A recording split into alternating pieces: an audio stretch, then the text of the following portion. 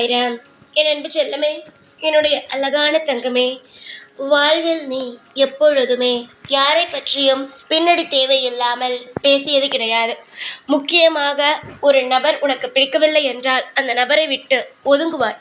அதை விட்டுவிட்டு அவரை எப்பொழுதும் கோபப்படுத்துவது போல அங்கு நின்று பேசுவது, ஏதாவது ஒரு கூட்டத்திற்கு போனால் தேவை என்பதற்காக, அவர் மனதை வருத்தப்பட வேண்டும் என்பதற்காக வேறொரு நபரிடம் அவரை பற்றி அவதூறாக சொல்வது, தேவையில்லாமல் அவருடைய மனதை கஷ்டப்படுத்துவது, இந்த மாதிரியான விஷயத்தை ஒரு நாளும் நீ செய்தது கிடையாது.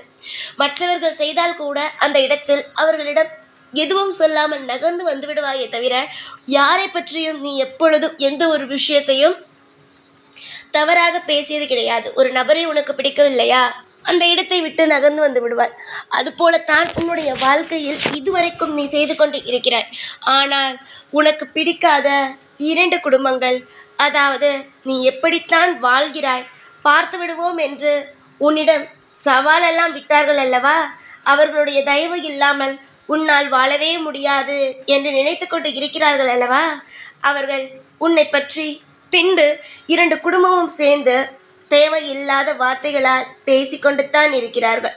அது உனக்கு நன்றாகவே தெரியும். எங்கு போனாலும் உன் மனதை கஷ்டப்படுத்துவது போலவும், உன்னுடைய மனதை கலங்க வைப்பது போலவும் வார்த்தை அதிகமாக விட்டுக்கொண்டு தான் இருக்கிறார்கள். ஆனால் நீ எல்லாவற்றுக்கும் தெய்வம் இருந்தால் பதில் சொல்லும். தெய்வம் எந்த இடத்தில் இருக்கிறதோ, என்னிடம் இருக்கிறதா, நிச்சயமாக அவர்களுக்கு பதில் சொல்லும். யார் பக்கம்தான் தெய்வம் இருக்கிறது என்று பார்த்து விடுகிறேன் என்று எப்பொழுதுமே தெய்வத்திடம் அவர்களை பார்க்கும் பொழுதெல்லாம் நீ சொல்லுவது இது மட்டும்தான். புரிகிறதா தங்கமே? உன்னுடைய மனக்குமுறல்களை கேட்டு, உன்னுடைய மனக்குமுறல்களை நான் அறிந்த இந்த சாய் அவர்களுக்கு தண்டனையை கொடுக்கத்தான் போகிறேன். எனக்கு எல்லோருமே ஒன்றுதான். யாருமே எனக்கு வெவ்வேறு என்பது கிடையாது. எல்லோருமே எனக்கு ஒன்றுதான். ஆனால் சிலர் அதை புரிந்து கொள்ளாமல் தெய்வம் என்பது இவனுக்குத்தான் உதவி செய்யும், அவனுக்குத்தான் உதவி செய்யும் என்று நினைக்கிறார்கள். கட்டாயமாக நல்லவர்களுக்கு மட்டும்தான் தெய்வமானது உதவி செய்யுமே தவிர, தவறாக இருப்பவர்களுக்கு என்றுமே தெய்வம் உதவி செய்வது கிடையாது. அவர்களுடைய கர்ம வினைப்படி வாழ்க்கையானது அமைகிறதை தவிர, மற்றபடி அவர்கள் போன ஜென்மத்தில் செய்த விஷயங்களினால் ஏதாவது நல்லது நடக்கிறதை தவிர, மற்றபடி அவர்கள் இந்த நிலையில் செய்யும் எந்த ஒரு விஷயமும் அவர்களுக்கு நல்லதாக அமைவது கிடையாது. அதை புரிந்து கொள்ளாத சிலர் அவர்களிடம் தெய்வம் இருக்கிறது, எல்லாம் இருக்கிறது என்று பெருமைப்பட்டு கொள்கிறார்கள். தவறு செய்பவனுக்கு என்றுமே தெய்வம் கிடையாது. ஒருவனுடைய மனதை காயப்படுத்தி அதன் மூலமாக சிரிக்க வேண்டும், அதன் மூலமாக சந்தோஷப்பட வேண்டும் என்று நினைப்பவனுக்கு தெய்வம் என்றும் இடம் கொடுப்பது கிடையாது. 1000 பூஜைகள், 1000 விஷயங்கள் எல்லாம் செய்யலாம் தெய்வத்திற்காக. ஆனால் தெய்வங்களாகிய நாங்கள் யார் மனதையும் புண்படுத்தாமல் எப்பொழுதும் தன்னுடைய குடும்பம், தன்னுடைய வாழ்க்கை என்று வாழ்பவனுக்கு மட்டுமே தான் தெய்வத்திடம் இடம் இருக்கிறதே தவிர, மற்றவர்களுக்கு என்றுமே மற்றவர்கள் மனதை காயப்படுத்தும் யாருக்கும் இடம் கொடுப்பது கிடையாது. அதை மறந்து விடாதே தங்கமே. உன்னை பற்றி 2 குடும்பமும் எங்கு போய் நின்றாலும் உன் மனதை காயப்படுத்துவது போலவே கூடி நின்று உன்னை பற்றி பேசுகிறது என்று நீ வருத்தப்படுகிறாய். அவர்களுடைய வாழ்வில் அவர்கள் செய்யும் மிகப்பெரிய தவறை எது தெரியுமா? மற்றவருடைய மனதை காயப்படுத்துவது போல பேசுவதுதான். யாருடைய மனதையும் யாரும் காயப்படுத்துவது போல பேசவும் கூடாது, நடந்து கொள்ளவும் கூடாது. அவர்களுடைய வாழ்க்கையில் அவர்கள் செய்யும் விஷயங்கள் அனைத்தும் பெற்ற பிள்ளைகளுடைய தலையிலும் அவர்களுடைய வாழ்க்கையில் எதிர்காலத்தில்தான் வந்து சேரும். கண்டிப்பாக தங்கமே, வாழ்வில் நடக்கும் ஒரு விஷயத்தையும் நினைத்து நீ கவலைப்பட வேண்டாம். இன்று அவர்களுக்கு நான் கொடுக்கும் தண்டனை நிச்சயமாக அவர்களை பார்க்கும் யாரும் திரும்ப இதே மாதிரியான தவறுகளை செய்ய மாட்டார்கள். எனக்கே தெரியும். அவர்கள் உன்னுடைய வாழ்க்கையில் இருக்கும் இந்த நிலையை வைத்துதான் எங்கு போனாலும் பேசுகிறார்கள். அது எனக்கும் தெரியும்.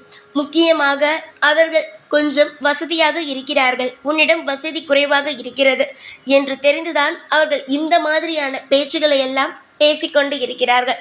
ஆனால் இதற்கெல்லாம் நான் ஒரு பதில் சொல்ல வேண்டும் அல்லவா? கூடிய சீக்கிரமாக எல்லாவற்றுக்கும் பதில் கிடைக்கும். எப்படி என்றால் வார்த்தைகளால் அல்ல, செயலால். நிச்சயமாகவே நான் பதிலை கொடுப்பேன். யார் யார் எப்படிப்பட்டவர்கள், எந்த விஷயத்தை செய்வார்கள், எந்த விஷயத்தை செய்ய மாட்டார்கள், எது எனக்கு பிடிக்கும், எது எனக்கு பிடிக்காது என்பது உங்களுக்கு தெரியாது. ஆனால் நிச்சயமாக உங்களுடைய வாழ்வில் நீங்கள் செய்யும் ஒவ்வொரு விஷயத்தையும் நான் பார்த்து கொண்டுதான் இருக்கிறேன். கண்டிப்பாக உங்கள் வாழ்வில் நீங்கள் கஷ்டப்படும் அதே நிலைமையில் அவர்களை கஷ்டப்படுத்த நான் வைப்பேன். அப்பொழுதுதான் அவர்கள் புரிந்து கொள்வார்கள், மற்றவர்களை பார்த்து எதுவும் பேசக்கூடாது, மற்றவர்களை பார்த்து எந்த ஒரு விஷயமும் செய்யக்கூடாது என்பதை புரிந்து கொள்ளுங்கள். வாழ்நாள் முழுவதும் இன்பங்கள் நடக்கட்டும் உங்களுக்கு. உங்களை பார்த்து தேவையே இல்லாமல் மனதை போட்டு நீ குழப்பிக் கொள்ளவும் வேண்டாம். இது நடந்து விடுமோ அது நடந்து விடுமோ என்று நினைக்க வேண்டாம். உன்னுடைய தலையில் நான் எதை எழுதி வைத்திருக்கிறேனோ அதில் எந்த மாற்றமும் கிடையாது. உனக்கான உறவுகளும் உனக்கான பணமும் உனக்கான வேலையும் எப்படி இருந்தாலும் உன்னிடம் வந்து சேர்ந்துவிடும். இப்பொழுது இருக்கும் இந்த ஒரு கடினமான காலகட்டத்தை நினைத்து ஒரு பொழுதும் நீ வருந்த வேண்டாம். இந்த நாளானது நிச்சயமாக மாறும். எப்படி தங்கமே?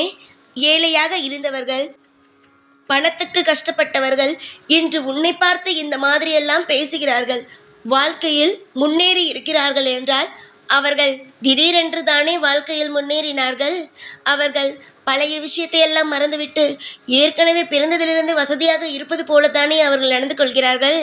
உனக்கு எல்லா நேரமும் இப்படியே இருந்துவிடும் என்று நினைக்க வேண்டாம். கண்டிப்பாக வாழ்க்கையில் நீ ஒரு நல்ல நிலைமைக்கு வருவாய். எதிர்பார்த்த அனைத்து விஷயங்களும் உனக்கு சாதகமாக அமையும். உன் தொழிலில் முன்னேறுவாய். உனக்கு பிடித்த வாழ்க்கை உனக்கு அமையும். எதிர்பார்த்த ஒவ்வொரு தருணமும் உனக்கு கூடிய விரைவில் நடக்க ஆரம்பிக்கும். சம்பாதிக்க ஆரம்பித்து உன் வாழ்வில் சகலத்தையும் பெற ஆரம்பிப்பாய். சந்தோஷமாக இரு. காலம் ஒன்றும் ஓடி போகவில்லை, அருகில்தான் இருக்கிறது. எப்பொழுதும் எல்லா நாளும் உன் அருகிலிருந்து உன்னை காவல் காத்து வழிநடத்துவேன். இந்த சாயை நம்பிய வந்து ஒவ்வொருவருக்கும் அப்பாவாக இருப்பேன். ஒரு நல்ல ஆசிரியராக நான் இருப்பேன். எல்லாவற்றுக்கும் பாடத்தை கற்றுக் கொடுப்பேன். யாரை நினைத்தும் பயப்பட வேண்டாம்.